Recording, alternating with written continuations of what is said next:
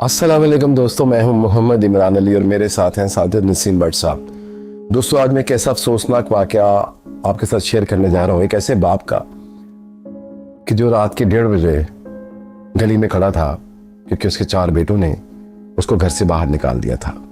भट्ट साहब, रात को मैं लोहारी जा रहा था किसी काम से, 1:30 बजे का टाइम था शायद। तो जब मैं गली से गुजर रहा था तो एक घर आया। आपने वो घर देखा होगा। उस घर के नीचे एक बुजुर्ग खड़े थे और थड़े के ऊपर उन्होंने 3-4 गठरियां रखी हुई थी, 2 संदूक थे। तो 3-4 लड़के खड़े थे साथ, वो उनसे बहस हो रही थी। वो जो बुजुर्ग थे वो बेचारे रोने वाले हुए थे और वो जो लड़के थे वो उन पर चढ़ाई की हुई थी उन्होंने। अच्छा, पहले मुझे नहीं पता चला कि ये क्या मामला है, ये बुजुर्ग कौन है और ये 4 लड़के कौन है। मैं थोड़ा सा आगे हो गया तो मैंने जाके थोड़ा सा देखा। मैंने कहा चलें थोड़ा सा सुनते हैं, अगर किसी का कोई मसला है बंदा सेटल करवा देता खड़ा होके ना। तो इसलिए मैं थोड़ा सा दूर जाके ना मैंने थोड़ा सा उनकी बहस को सुना। बट सर, जब मैंने वो बहस सुनी ना, और दोस्तों वो जो बहस थी ना एक बाप की और 4 बेटों की, मुझे सबसे पहले वहां पता चला कि ये इनका बाप है और ये 4 बेटे हैं। मैं ये समझा कि किराएदार ये बाप है और ये 4 बेटे हैं। बट सब हुआ ये कि उन 4 बेटों ने अपने बाप को रात के 1:30 बजे घर से बाहर निकाल दिया। और वो जो सामान पड़ा था, 3-4 गठरियां थी और 2 संदूक थे, वो उन बुजुर्ग का था। वो जो पैक करके लेके जिन्होंने रात को गली में रखा हुआ था वो सामान, क्योंकि बेटों ने निकाल दिया था और वो वहां से रुखसत हो रहे थे। अब जो इसमें सबसे बड़ी अलमिया वाली बात है, जो शॉकिंग बात है, जो शर्मिंदा कर देने वाली बात है, जो हमें मतलब शर्म आ रही थी मुझे वहां पे खड़े होके कि यार बच्चे ऐसे भी होते हैं। एक लड़का बोला उनमें से कि यार ना ट्रंक है ना वो चेक करो, कोई सारा सामान तो नहीं लेके जा रहे नान। अब वो जो बुजुर्ग थे उनकी आंखों में आंसू थे और वो ऐसे खामोशी से ना ऐसे खड़े होकर सारी बातें सुन लेते। बेबस था ना बेचारा, क्या करता। मतलब बाप भी बेबस सुन लेते हैं ऐसे। और ये वही बाप होता है जो आपको बचपन से लेकर छोटे होते से बड़ा करता है, खिलाता है, पिलाता है, पढ़ाता है, आपका ख्याल करता है। जैसे अभी हमारी बात हो रही थी रिकॉर्डिंग से पहले, आप मुझे बता रहे थे कि आंधी हो, तूफान हो, बारिश हो, ये वही बाप होता है। यही वही माँ होती है जो आपको प्रोटेक्शन देते हैं, जो आपको अपने मतलब बाहों में ले लेते हैं, आपकी सारी परेशानियों को अपने ज़िम्मे ले लेते हैं, आपको दुख ना आए, तकलीफ ना आए, इसलिए वो सारी दुख सारी तकलीफ खुद बर्दाश्त कर लेते हैं। और हम लोग बाज़ वक़्त ऐसे वाक़या देखते हैं कि रात 1:30 बजे एक बुजुर्ग बाप अपने 4 बेटों के सामने रात को गली में खड़ा है, क्योंकि 4 बेटों ने अपने बाप को घर से निकाल दिया रात के 1:30 बजे। बट सब जो सबसे ज्यादा वर्स्ट बात थी ना, जिसने मुझे हिला के रख दिया, वो पता क्या जुमला था? ये लड़का कह रहा था कि ना वो चेक करो, ट्रंक चेक करो, एक कहता था गटरी चेक करो। अब वो जो बाप था ना, वो बेचारा बड़ा मतलब बेबस था ना बेचारा। वो उनसे आ गया ना, ऐसे उसने हाथ जोड़ने का, पुत्रों में निकल सुनो, तुसी मेरे पुत्र रह गए, तुसी मन नहीं जानते, ਤੁਹਾਡਾ ਕੀ ख्याल है मैं तेरा सामान लेके जा रहे हैं। उनको पता क्या कहने लगा, यार मेरी जमा पूंजी है पूरी जिंदगी दी, तुसी मतलब मैनू करो कर देता, ठीक है तेरा हक है, मैं जा रहा ठीक है, लेकिन मैं उम्र दे ऐसे हिस्से ਤੁਹਾਡੀ कोई चीज लेके की करना है। एक लड़का बोला नहीं जी छोड़ो, ऐसा सामान चेक करो। अच्छा, खैर एक ने वो गठरी खोली, ऐसे बेचारे कपड़े थे गंदे मंदे। एक ने वो मैं देख रहा था दूर खड़ा होकर ना, वो सारी चेकिंग कर रहे थे। मैं बरसा 15-20 मिनट वहां खड़े होकर सारी चीजें देखता रहा। और वो जो बेचारा बुजुर्ग बाप था वो बड़ा बेबस खड़ा हुआ था। अब बरसा मेरी आंखों में भी ना आंसू आने वाले हो गए वो इस पूरे वाक्य को देख के। अब मैं ये सोच रहा था कि यार मैं इस जगह पे कुछ कर सकता हूँ, मैं इन लड़कों को समझा सकता हूँ कि अपने बाप के साथ ऐसे नहीं करना चाहिए। लेकिन फिर जब मैंने लड़कों का रवैया देखा बाप के साथ, अपने बाप के साथ वो इतना इंसल्टिंग बिहेवियर रखा उन्होंने, तो फिर मैंने कहा मैं कौन हूँ? मैं कहा ये ना कि मैं इनके अंदर जाऊँ सेटल करवाने के लिए और ये मुझे कहे कि तू मामा लगना है यार, मतलब वो मेरी इंसल्ट कर दें या मेरे साथ सीधे हो जाए, तो आपको अपनी भी इज्जत का ख्याल होता है। तो मैं थोड़ा सा डिस्टेंस पर खड़ा हुआ था। दोस्तों, एक जुमला जो उस बुजुर्ग बाप ने अपने 4 बेटों के साथ बोला वो बड़ा खौफनाक था। उसने कहा बेटा, अच्छा उन्होंने पंजाबी में कहा, उन्होंने कहा पुत्रों मेरी गल सुनो, ए मेरी जिंदगी की जमा पूंजी है गठरियां ते ट्रंक, ए मैं लेके जा रहे हैं। ਤੁਹਾਨੂੰ ਤੇ ਸ਼ੱਕ ਕਿ मैं शायद कोई चीज चोरी करके लेके जा रहे हैं, ਤੁਸੀਂ चेक भी कर लेता, कुछ नहीं निकलिਆ। लेकिन ਜਿਹੜੀ मेरी जमा पूंजी सी वो ਤੁਸੀਂ चोरी कर ली थी। मेरी जमा पूंजी ਤੁਸੀਂ गए हो चारों, और ਤੁਸੀਂ मेरी जमा पूंजी चोरी कर ली है। हुण मैं ਇਹਦਾ केस ਇਹਦੀ FIR ਕਿੱਥੇ ਖਿਲਾਵਾ ਕਿ मेरी जमा पूंजी ਤੁਸੀਂ चोरी कर ली है? ਤੁਹਾਡੇ ਤੇ मैं अपनी पूरी जिंदगी ला दी। ਹੁਣ ਇਹ ਜਮਾ ਪੂੰਜੀ ਮੈਂ ਕਿੱਥੋਂ ਲਵਾਂਗਾ ਆਪਣੀ? ਅਗਰ ਤੁਹਾਡੀ ਇਹ ਜਿਹੜੀ ਮੇਰੀ ਜਮਾ ਪੂੰਜੀ ਪਈ ਹੈ ਪੂਰੀ ਜ਼ਿੰਦਗੀ ਦੀ, ਇਹ ਤੁਸੀਂ ਚੈੱਕ ਕਰ ਲਈ, ਕੁਝ ਨਹੀਂ ਨਿਕਲਿਆ ਇਹਦੇ ਵਿੱਚੋਂ। ਲੇਕਿਨ ਅਗਰ ਤੁਹਾਡੀ ਤਲਾਸ਼ੀ ਲਿੱਤੀ ਜਾਏਗੀ ਨਾ ਤੇ ਮੇਰੀ ਪੂਰੀ ਜ਼ਿੰਦਗੀ ਦੀ ਜਮਾ ਪੂੰਜੀ ਨਿਕਲੇਗੀ। ਤੇ ਮੈਂ ज्यादा और गल नहीं करना करनी। खैर वो बेचारा बड़ा वो था। अच्छा बट साहब, ये जब मैंने जुमले सुने ना तो मैं मजीद थोड़ा सा इमोशनल हो गया। मैंने मुझसे वहाँ रुका नहीं गया और वो मेरे को बताया कि मैं पहले इसमें सेटल करवाने जा रहा था, फिर मैंने हिम्मत नहीं हुई, खैर मैं चला गया। बट मैं जब घर आया तो पूरी रात मेरे ज़हन में एक ही चीज़ घूमती रही कि यार वो जो बुजुर्ग थे यार, वो गटरियाँ और ट्रंक उठा के कैसे गए होंगे, कैसे वो इस वक्त कहाँ पे होंगे, किस कैफियत में होंगे, ज़हनी तौर पे किस कैफियत में होंगे, क्योंकि उनके बच्चे जो इतने बेहिस थे वो तो सो गए होंगे जाके। उन्होंने तो कहा होगा कि प्योर चला गया, जान छूट गई, ऐसे ही होगा ना। लेकिन यार वो बुजुर्ग बेचारा किस कैफियत में होगा। और बट साहब, जो मुझे सबसे ज्यादा अफसोस हो रहा था ना, वो अपने ऊपर हो रहा था। जो मुझे मलामत हो रही थी वो अपने ऊपर हो रही थी कि मैं उनके लिए कुछ नहीं कर सका।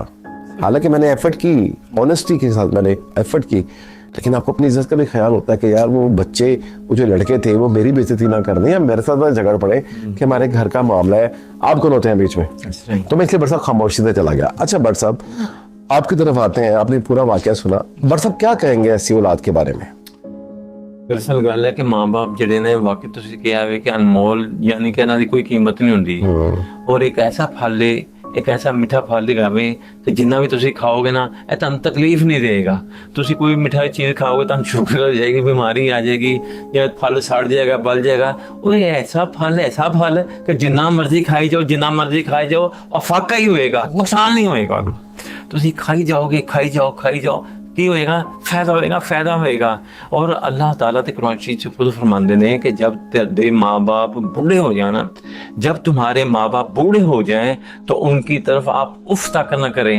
और माँ बाप एक ऐसा अनमोल खजाना कि एक तुसी माँ बाप नूं अगर मुस्कुराहट दे नाल देखदे हो ना जदों, ते तुहानूं एक हज दा सवाब हुंदा वे।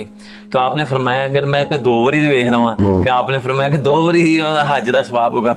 तुसी हज करन जांदे हो, लाखां करोड़ां रुपए ला के चले जांदे हो, उत्थे जाके यानी कि कोई ऐसी गलती हो जाए, कोई ऐसी कान पूरा ना होए तो हज कंप्लीट नहीं होंदा। नाले की पता किदा हज कबूल होया किदा नहीं होया।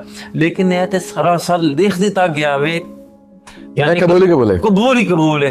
यानी कि पत्थर ते लकीर हो गया वे, इहनूं कोई मिटा नहीं सकदा कि तुसी अपने माँ बाप दी इज्जत करो, उन्हां दी एहतराम करो और मुस्कुरा के सुबह उठ के देखोगे तो एक हज दा सवाब हो जाएगा। बरसा मुस्कुरा के देखना तो दूर की बात, यहाँ पे औलाद घरों से बाहर निकाल देती है यार। ऐसे मारे उन्होंने लोगों मैं समझा रहा जेडे अपने माँ बाप के नाल बदतमीजी करते हैं या अपने माँ बाप की इज्जत नहीं करते। वही माँ बाप जिन्होंने धुप हो, छां हो, सर्दी हो, गर्मी हो, ऐसे पैसे कमा के लियाते हैं। तुहानूं पता है बाहर जाके कितनी प्रॉब्लम होती है। बस मुझे एक चीज़ बताएं कि मैंने सही किया उनके मामले में दखल अंदाजी ना करके, या मैंने मतलब मुझे करनी चाहिए थी?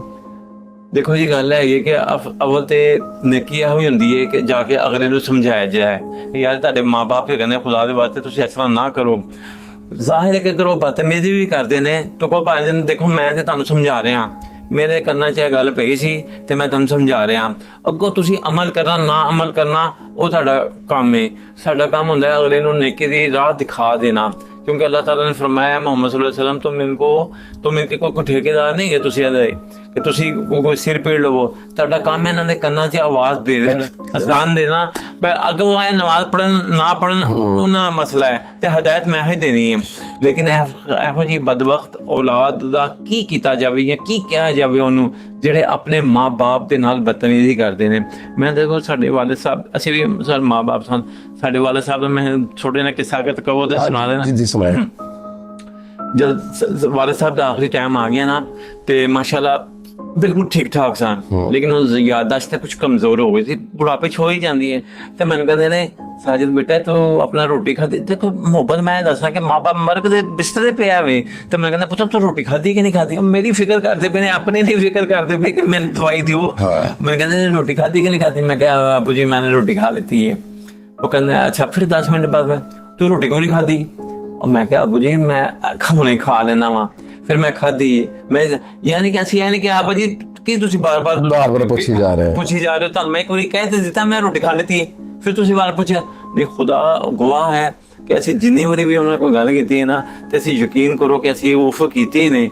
ਅੱਲਾਹ ਤਾਲਾ ਦੀ ਨਾ ਕੋਈ ਕੁਦਰਤ ਐਸੇ, ਲੇਕਿਨ ਹੁਣ ਦੇਖ ਲਓ ਕਿ ਸਾਡੇ ਵਾਲੇ ਸਾਹਿਬ ਚਲੇ ਗਏ ਨੇ, ਲੇਕਿਨ ਉਹਨਾਂ ਦੀਆਂ ਗੱਲਾਂ, ਉਹਨਾਂ ਦੀਆਂ ਬਾਤਾਂ ਸਾਨੂੰ ਯਾਦ ਆਉਂਦੀਆਂ ਨੇ ਤੇ ਵਾਕਈ ਉਹ ਇੱਕ ਨਾ ਅਨਮੋਲ ਹੀਰਾ ਸਨ ਔਰ ਐਸਾ ਫਲ ਸਨ ਕਿ ਅਸੀਂ ਸਾਰੀ ਉਮਰ ਉਹਨਾਂ ਦੀ ਖਿਦਮਤ करने के बावजूद कैसे संभव है, ऐसे कुछ भी नहीं। वाह वाह दोस्तों, ये होती है सोच और ये ख्यालात होते हैं कि भट्ट साहब ने, हालांकि मुझे पता है अपने माँ बाप की बहुत खिदमत की है, वो इस दुनिया में नहीं है, लेकिन उसके बावजूद भट्ट साहब को अभी भी लगता है कि शायद जितनी हम उनकी खिदमत हमें करनी चाहिए थी हम नहीं कर सके। और दोस्तों आज के दौर में मैं देखता हूँ, आप लोग भी यकीनन देखते होंगे, हम माँ बाप की केयर नहीं करते, हम उनका फॉर गारंटेड लेते हैं। हमें लगता है ये जो कर रहे हैं हमारे साथ, प्यार मोहब्बत, ये सब इनकी ड्यूटी है, इनका फर्ज है। दोस्तों मुझे लगता है कि हमें अपनी सोचों को थोड़ा बदलना चाहिए, उनकी फीलिंग को समझना चाहिए, उनके प्यार को समझना चाहिए, क्योंकि माँ बाप जब चले जाते हैं ना दोस्तों, ये जुमला आप अक्सर सुनते होंगे फिल्मों में, ड्रामों में, लेकिन दोस्तों फैक्ट यही है, जब माँ बाप चले जाते हैं ना दोस्तों, फिर पता चलता है, जब आपके ऊपर से शेल्टर, जैसे भट्ट साहब कह रहे थे ना, आंधी तूफान बारिश आपको शेल्टर देते हैं, जब आपके ऊपर शेल्टर नहीं होगा ना आपको तब पता चलेगा। और आप जिनके माँ बाप जिंदा हैं, कुछ लोग ऐसे हैं जो उनको घरों से बाहर निकाल देते हैं, जैसे बुजुर्ग को निकाल दिया। भट्ट साहब अपने फादर का जिक्र करते हुए जैसे इमोशनल हो गए। एक्चुअली ये फीलिंग होती है, ये मोहब्बत होती है, ये वो प्यार होता है जो मेरा ख्याल है कि आपको, मेरे समेत हम सबको माँ बाप के साथ होना चाहिए। माँ बाप के साथ दोस्ती करें, उनके साथ प्यार करें, उनके साथ मोहब्बत करें, उनके साथ शफकत करें, जैसे उन्होंने आपके बचपन में आपके साथ की। और हम जब बड़े हो जाते हैं हम कहते हैं तानू की पता, तानू की पता, मैंने सारा कुछ पता है। तो दोस्तों ये था एक रात का वाकया, तो बीच में भट्ट साहब ने अपने फादर का भी वाकया शेयर कर दिया, इमोशनल भी हो गए। दोस्तों रात के वाकये के हवाले से आप लोगों की क्या राय है, कमेंट्स में जाकर लाजमी बताइएगा। और ऐसी औलाद के बारे में क्या राय है जो अपने माँ बाप के साथ ऐसा सलूक करती है, और मुझे भी बताइएगा कि क्या मुझे वहाँ पे रुक के उनको सेटल कराना चाहिए था, उनको समझाना चाहिए था, क्योंकि मुझे रात का बहुत अफसोस है इस बात का। दोस्तों वीडियो अच्छा लगा हो तो लाइक कीजिएगा, सब्सक्राइब कीजिएगा और कमेंट्स बॉक्स में अपनी राय का इजहार करना ना भूलिएगा। अल्लाह ताला हम सबको अपने माँ बाप की खिदमत करने का मौका दे, उनसे प्यार करने का मौका दे, उनकी दुख को, उनकी तकलीफ को समझने का मौका दे।